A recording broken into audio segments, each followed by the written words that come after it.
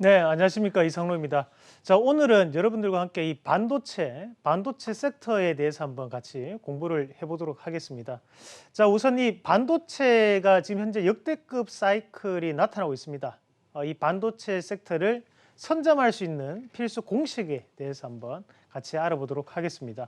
자, 우선 우리가 이 반도체 업황을 생각을 하시면서 가장 뭐 선입견을 가질 수 있는 것이 반도체라는 것은 시간이 지나면서 꾸준하게 상승하는 것 아니냐, 또는 수요 자체는 꾸준하게 증가하는 것 아니냐라는 그런 생각들로 접근을 많이 하시는데요. 그러면서 이제 고가 권역에서 그냥 뭐 우리가 무턱대고 추격 매수를 하시는 분들도 상당히 많으신 걸로 알고 있는데, 이 반도체에 대한 부분 자체를 우리가 객관적인 수치를 비교를 해가면서 어떤 식에 대한 형태가 나타나고 있고, 거기에 따라서 어떤 부분에 대한 수혜가 이루어질 수 있고, 그에 따라 내가 관련된 종목군들을 어떻게 공략을 해야 될지까지 한번 같이 주도 면밀하게 한번 알아보는 시간을 한번 가져보도록 하겠습니다.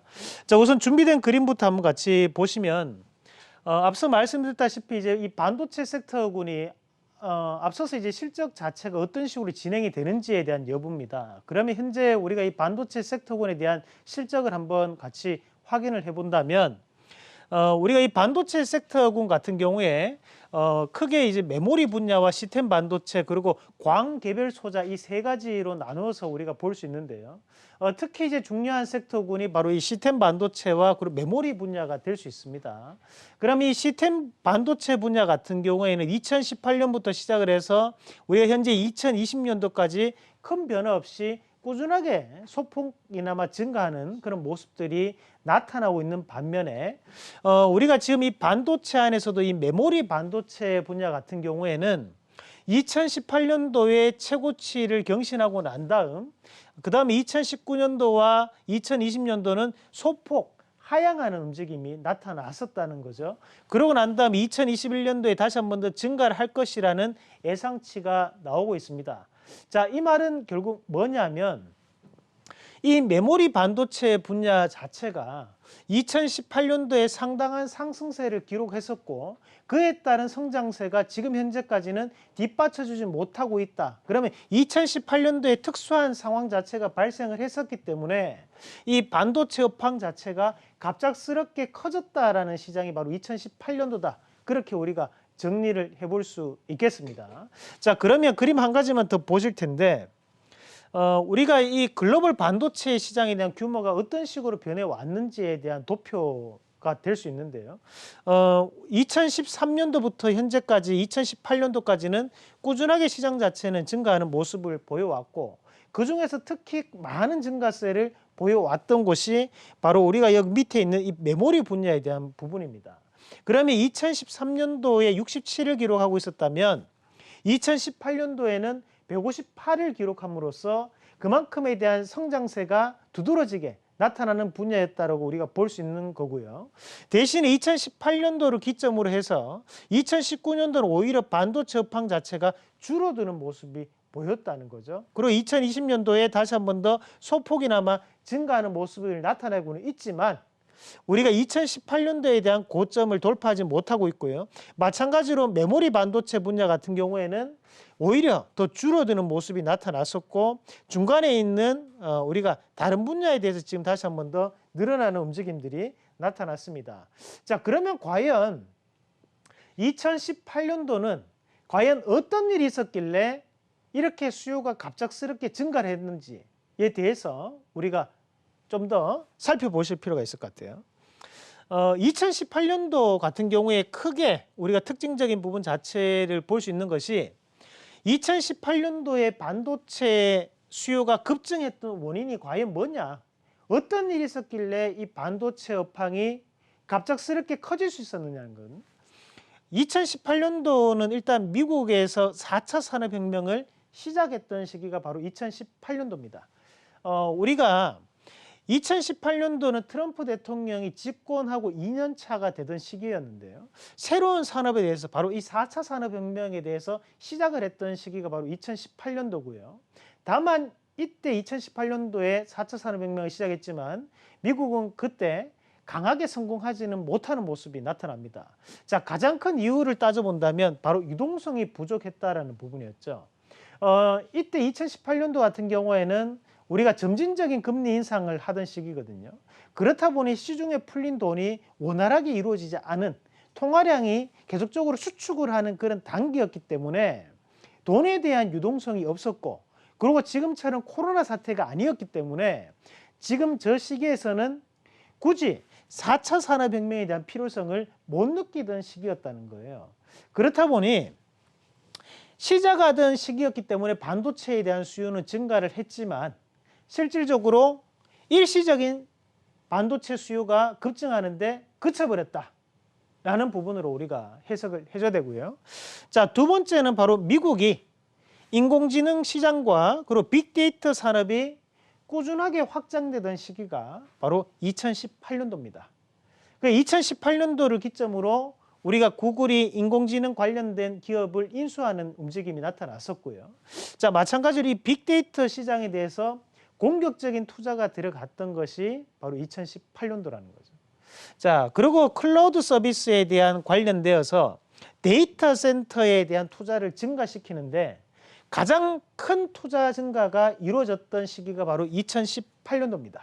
그러니까 여기에 대한 이 세 가지에 대한 요인으로 인해 가지고 2018년도는 이 반도체 시장이 수요가 갑작스럽게 증가하는 그런 움직임이 나타났다고 보면 되고요. 자, 마지막으로 이제 가장 중요한 것이 바로 이 글로벌 가상화폐가 붐을 이뤘다는 거거든요. 우리가 2017년부터 시작을 해서 2018년도까지 이 비트코인이라든지 여러 가지에 대한 이런 가상화폐 시장 자체가 엄청나게 커지면서 유행어도 생겼었습니다. 바로 가즈아라는 유행어도 생기던 시기가 바로 2018년도인데 그 이후로 이 가상화폐 시장은 갑작스럽게 무너지는 그런 모습이 나타났었죠. 자, 지금 나와 있던 이런 재료들을 우리가 지금 시각에 다시 한번 본다면 지금 이루어지는 모습과 상당히 유사하다는 것을 알 수 있습니다. 현재 가상화폐 시장은 다시 한번 더 큰 폭의 상승세를 기록을 하고 있고요. 마찬가지로 이 클라우드 서비스에 대한 부분에서도 다시 한번 더 투자가 이어질 가능성은 상당히 높아져 있다. 그런 부분으로 우리가 볼 수 있는데, 자, 다음 그림 한번 같이 보시면 클라우드 고객사별 서버 투자에 대한 동향 그림입니다. 앞서 2018년도에 우리가 빅데이터라든지 클라우드 서비스 관련한 데이터 센터에 대한 투자가 크게 이루어졌다라고 말씀을 드렸었는데, 자, 뒤에 나와 있는 표도 마찬가지로 한번 같이 보시면 우리가 빅4 네 가지 기업을 한번 같이 보도록 하겠습니다. 자, 구글, 마이크로소프트, 그리고 아마존, 그리고 페이스북 관련된 업체들인데 일단은 구글 업체를 한번 같이 보시더라도 2018년도에 가장 큰 폭의 투자 요인이 드러나는 시기였고요. 그 다음에 2019년과 2020년도는 오히려 하락을 하는 모습이 나타났습니다. 그만큼 투자를 줄여나갔다는 얘기죠. 자, 마이크로소프트 같은 경우에는 2014년부터 2020년도까지 꾸준하게 투자를 늘려가는 모습이 나타났고, 아마존 같은 경우에도 2018년도 그리고 2019년도 일부 증가를 하는 모습을 보였지만 2018년도에 대한 증가폭도 큰 모습이 나타나고 있습니다. 자, 페이스북에 대한 투자 내용인데요. 자, 페이스북도 마찬가지로 2018년도까지 증가폭이 꾸준하게 이제 이루어지는 모습이 보였었고요. 2019년 다시 한번 투자가 이루어졌고 2020년도에 투자가 갑작스럽게 위축되는 모습이 나타났습니다. 자, 우리가 왜 이 그림을 봐야 되느냐는 거죠. 자, 지금 현재 보시면 2020년도 같은 경우에는 대부분이 마이크로소프트를 제외하고는 투자에 대한 여력을 다들 감축하던 시기였어요. 물론 코로나에 대한 영향으로 인해 가지고 우리가 투자를 원활하게 못했던 부분도 있습니다. 기업의 측면에서 봤을 때 불확실성이 있기 때문에 투자 자체가 원활하게 이루어지지 않았다고 봐야 되거든요. 다만 여기에서 우리가 중요하게 봐야 되는 것은 트래픽은 이 시기에 가장 큰 폭으로 증가를 했다는 거죠. 2020년도에 트래픽이 가장 많이 증가를 하는 모습이 나타났었기 때문에 그 이후에 현재는 트래픽에 대한 증가가 상당한 과포화 상황이 되어 있다는 거예요. 자, 우리가 클라우드 서비스를 재택근무를 하면서 상당 부분 이용을 하고 있지만 그 클라우드라는 것은 말 그대로 이제 뜬 구름이거든요. 눈에 보이지 않는 형태를 가지고 있지만 어딘가에는 로컬 센터가 존재를 하고 있다는 거죠.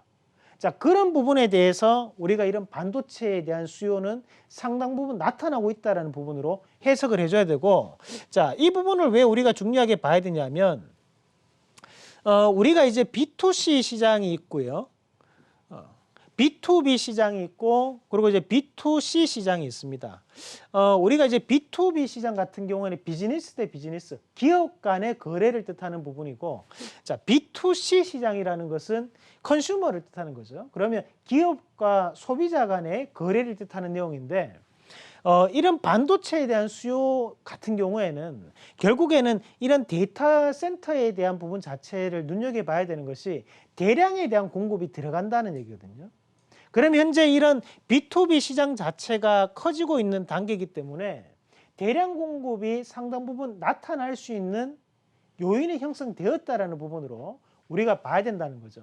자, 이 B2C 시장 같은 경우에도 현재는 소폭이나마 증가를 하고 있지만 우리가 현재는 이런 B2B 시장 자체가 커지고 있기 때문에 앞으로에 대한 반도체 업황에 대한 변화는 좀 더 지속적으로 2021년도에는 기대할 수 있는 여건이 형성될 것이다. 2020년도에 투자가 적었던 부분 자체가 2021년도에는 투자에 대한 붐으로 이루어질 가능성이 대단히 높다라는 부분으로 우리가 해석을 해줄 필요가 있겠습니다. 자, 뒤에 현재 D램 가격에 대한 동향을 한번 같이 보시겠는데, 우리가 이제 이 반도체, 특히 이제 데이터 센터가 가장 많이 이용하는 반도체, 메모리 반도체의 일부가 이제 D램이라고 보시면 되죠. 그래서 우리가 D램과 낸드 이 두 가지로 구분을 해서 보시면 되는데요.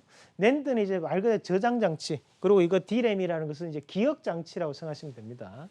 그러면 우리가 2020년도 8월 달에 저가를 한번 찍어서 이때 가격이 얼마였었냐? 이때 D램에 대한 가격이 28,000원이었습니다. 그리고 2020년도 11월 달에 다시 한 번 더 저가를 찍는데 그 가격이 26,570원까지 떨어졌다는 거죠. 자, 우리가 이제 차트적으로 해석을 해서 한번 같이 보면 28,000원까지 빠지는 것도 상당한 하락이 나타났다고 봐야 돼요. 그 여기서 이제 언론에서 얘기를 했던 것이 뭐냐면 저가 권역까지 내려왔다고 얘기를 했었거든요. 하지만 여기서 우리가 한 번 더 빠지고 난 다음에 그 자리 자체를 바닥을 다지고 지금 올라가는 형태가 나타나고 있고, 2020년도 11월 달에 저도 여러분들께 마찬가지로 자, 지금 현재 반도체 업황은 이미 돌아섰음에도 불구하고 일시적으로 가격적인 부분이 최저가로 빠졌다. 지금은 두려워할 시기는 아니다라는 것을 유튜브를 통해서도 말씀을 드렸습니다. 자, 그러고 난 다음에 지금 현재 주가가 올라오면서 현재 이 D램에 대한 가격이 얼마로 형성되어 있느냐? 지금 현재 가격이 43,000원이거든요. 그러니까 저가 대비해서 상당 부분 가격 자체가 상승을 했다는 거예요. 자, 왜 이 D램에 대한 가격 동향을 봐야 되느냐? 우리가 매출 자체가 그대로인데 현재 이 D램에 대한 가격이 올라간다는 것은 기업에 대한 마진 폭이 증가할 가능성이 대단히 높아져 있다는 부분으로 해석을 해줘야 되는 거예요. 그럼 마진 폭이 증가한다는 것은 결국 OP, 바로 영업이익이 크게 증가할 수 있는 그런 시장의 분위기가 형성되어 있다는 부분으로 해석을 해주면 되겠습니다. 자, 다음 그림도 한번 같이 보면 앞서 네 가지 요건 중에서 마지막 요건이 바로 이 비트코인, 우리가 가상화폐 시장 자체가 엄청난 가격 인상이 이루어졌기 때문에 그에 따라서 수요가 증가했다는 말씀도 함께 드렸었는데요. 우리가 이 가상화폐를 채굴을 할 때 두 가지 방법이 있습니다. 하나가 이 대부분의 이 업체들이 전용 이 시스템 반도체 칩, 우리가 ASIC라고 하는 전용 칩을 대상으로 해가지고 파운드리 시장이 크게 수요가 증가하는 측면이 한 가지가 있고요. 다른 한 가지가 비디오 카드라는 부분, GPU에 대한 부분에 들어가는 메모리에 대한 부분으로 우리가 채굴을 하는 방법이 있다라는 거죠. 그러면 현재 이 비트코인 같은 경우에는 우리가 2018년도에도 상당한 고점을 한번 찍는 모습을 볼 수 있을 거예요. 그러고 난 다음에 지금 다시 한 번 더 2019년도, 2020년도에 상당히 빠졌고, 그리고 2021년도에 현재 가격적인 움직임 보면, 자, 어때요? 2018년도 가격에 대비해서 돌파를 하고 난 다음에 꾸준하게 크게 상승하는 모습이 나타납니다. 그리고 하나로는 우리가 5천만 원을 돌파했다라는 뉴스도 있었다는 거죠. 그만큼 이런 가상화폐 시장 자체가 크게 증가를 하다 보니까 이 반도체에 대한 수요도 갑작스럽게 크게 늘어나고 있는 그런 단계라고 보시면 되겠고요. 자, 그리고 마지막으로 우리가 봐야 되는 것이 바로 이 차량용 반도체에 대한 수요가 엄청나게 부족하다는 뉴스가 꾸준하게 나오고 있어요. 우리가 미국 행정명령에 따라서 2월 수출이 급증할 가능성이 높다. 반도체주가 청신호를 보이고 있다. 오늘 헤드라인 뉴스였고요. 자, 미국 바이든 정부가 차량용 반도체 부족 사태에 대한 대응책으로 곧 행정명령을 내릴 것이다. 자, 반도체 부족의 대응을 나선다. 자, 바이든 곧 행정명령을 내릴 것이다. 그만큼 이런 위기감이 고취되고 있는 상황이라는 겁니다. 그러면 우리가 여기에 따른 관련주는 어떤 기업들을 공략을 해봐야 되느냐라는 부분인데요. 자, 일단 이런 차량용 반도체에 대한 부족의 길을 우리가 1월 18일 날도 똑같은 얘기를 말씀을 드렸었어요. 이 이후로 주가는 엄청나게 오르는 모습들이 현재까지 나타나고 있는 부분이고요. 자, 그에 따른 수혜주는 첫 번째로 먼저 우리가 TSMC 관련주를 먼저 보셔야 됩니다.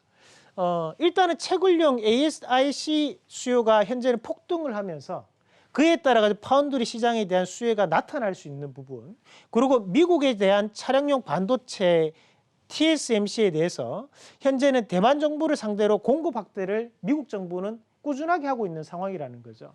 그러면 여기에 따라 가지고 오히려 대만이라든지 또는 TSMC 같은 경우에는 좀 더 여유 있는 모습을 계속적으로 보이면서 가격 인상에 대한 카드까지도 만지작거리고 있다는 거예요. 그러면 여기 이 TSMC에 관련된 종목군들이 상당 부분 주가적인 부분 자체가 상승세를 이어갈 여지가 상당히 높다라는 부분으로 우리가 해석을 해줘야 됩니다. 그러면 하단에 나오는 이런 기업들 좀 더 눈여겨볼 필요가 있습니다. 오늘 SF의 반도체 같은 경우에는 상한가까지 가는 모습이 나타났었고요.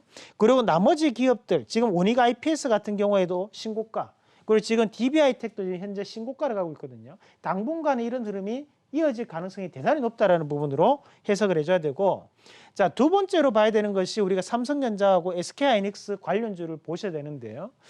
특히 이 가상화폐발 그래픽카드용 메모리 반도체에 대한 수요가 현재 증가를 하고 있는 시점이기 때문에 우리가 이런 메모리 반도체 관련된 후공정 업체들을 눈여겨봐야 됩니다. 그러면 앞서서 우리가 지금 현재 ENF 테크놀로지 같은 경우에는 반도체에 대한 소재 관련주라고 보시면 되고, 마찬가지로 원익 IPS라든지 또는 DB하이텍 같은 경우에는 앞서서 TSMC 관련주로도 편입이 되는 종목이거든요.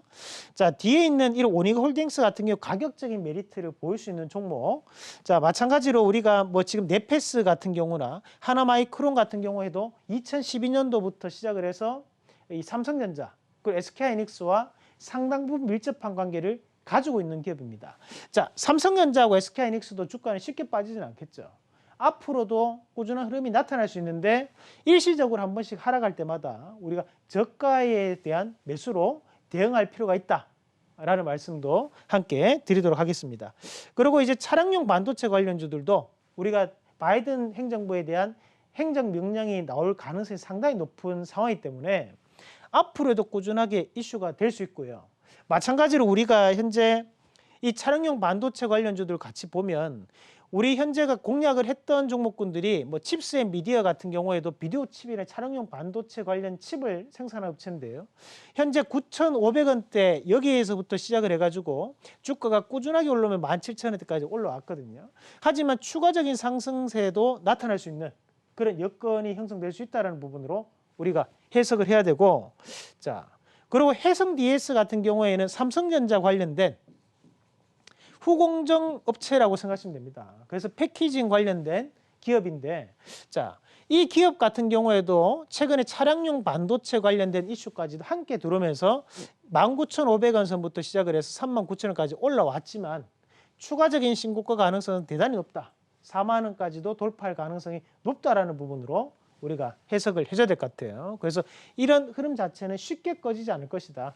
자, 그리고 우리가 하나마이크론 같은 경우에도 우리가 비교를 할 수 있는 기업이 SFA 반도체, 오늘 상한가 같은 기업이죠. 이 기업과 상당 부분 많은 비교가 되는 기업인데 마찬가지로 지금 현재 잠시 쉬어가는 과정이거든요. 하지만 전고점을 다시 한번 돌파할 수 있는 여건이 형성될 수 있다는 부분까지도 기억을 하시면서 보시면 되겠습니다. 자, 이렇게 이제 우리가 기업들까지도 한번 같이 보셨는데 여러분들이 이제 궁금한 거는 그러면 내가 좀 더 모아갈 수 있는 기업은 과연 어떤 기업들이 있느냐? 좀 더 장기적으로 크게 수익이 날 수 있는 기업인 어떤 기업이 있을까? 자, 궁금하신 분들은 이 방송이 끝나고 난 다음에 10시부터 온라인 홈페이지로 접속하시면 제가 종목에 대한 얘기 자세하게 말씀을 드릴 테니까요. 주식 강의 참여하셔가지고 종목에 대한 부분까지도 함께 커뮤니케이션 나누어 가시길 바라겠습니다. 자, 오늘은 여기까지 말씀드리겠습니다.